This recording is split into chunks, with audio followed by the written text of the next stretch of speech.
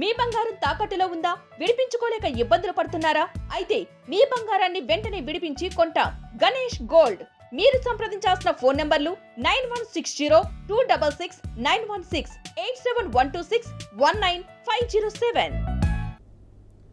కర్నూలు జిల్లా ఎమిగనూరులోని మాచాని బాలికల పాఠశాలలో మౌలిక సదుపాయాలపై వైసీపీ ఇన్ఛార్జ్ బుట్టా రేణుక తీవ్రంగా స్పందించారు. 4 రోజుల క్రితం బీఆర్కే న్యూస్లో ప్రసారమైన కథనాలకు స్పందిస్తూ డీఈఓ, ఎంఈఓ అధికారుల నిర్లక్ష్యంపై బుట్టా రేణుక ఆగ్రహం వ్యక్తం చేశారు. పాఠశాలలో తాగునీరు, మరుగుదొడ్ల సమస్యలు తీవ్రంగా ఉన్నాయని అసహనం వ్యక్తం చేశారు.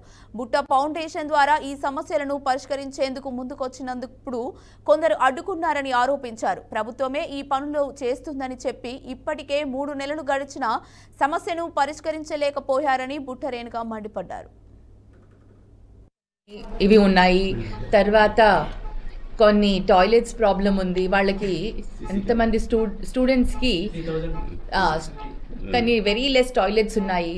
అందరూ గర్ల్స్ అంటే క్లాస్ రూమ్స్ తక్కువ ఉన్నాయి, స్ట్రెంత్ ఎక్కువ ఉంది.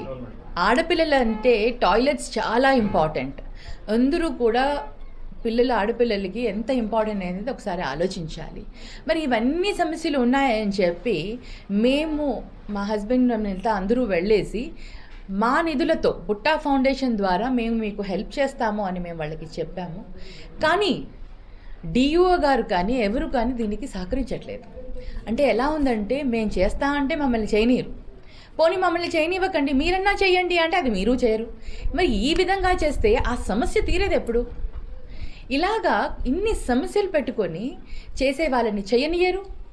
పోనీ మీరన్నా చేయండి అంటే మీరు చేయరు. మరి ఏ విధంగా సమస్యలకు పరిష్కారం చూపిస్తారో నాకు అర్థం కావట్లేదు.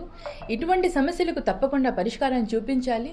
మరి మీడియాలో వచ్చేంత వరకు కూడా మేము చేస్తామని 3 నెలల కిందటే మేము అన్నీ కూడా లెటర్ కూడా ఇవ్వడం జరిగింది. మరి ఆ లెటర్నేమో పక్కన పెట్టేస్తున్నారు. లేదు చేయకూడదు, గవర్నమెంట్ ఏదో నిధులు ఇస్తుంది, గవర్నమెంట్ ద్వారా మేము చేయబోతున్నాము, మీరు ఆగండి, 2-3 చేస్తా అని అంటున్నారు. ఇంతవరకు చేయలేదు. ఈరోజు పిల్లలందరూ కూడా స్ట్రైక్ చేసి పిల్లలందరూ కూడా ఇబ్బంది పడుతున్నా అని వాళ్ళందుకు వాళ్ళు రేస్ చేసేంత వరకు కూడా ఆ ఇష్యూని ఇంతవరకు కూడా పట్టించుకొని పరిస్థితుల్లో ఉన్నాయి. మళ్ళీ ఇలాంటి ఇష్యూస్ అన్నీ కూడా తప్పకుండా పరిష్కారం చూపించాలి. వీటన్నిటిపైన మాట్లాడాలని మేము డిమాండ్ చేస్తాం. శిథిలావస్థలో కొన్ని ఇవి ఉన్నాయి. తర్వాత కొన్ని టాయిలెట్ బాలికల ఉన్నత పాఠశాలలో చదువుతున్నాం, 10th క్లాస్. ఇక్కడ స్కూల్లో మాకు చాలా ప్రాబ్లమ్స్ ఉన్నాయి. ఫస్ట్ ఇక్కడ రూమ్స్ ఉన్నాయి కానీ తక్కువగా వస్తున్నాయి.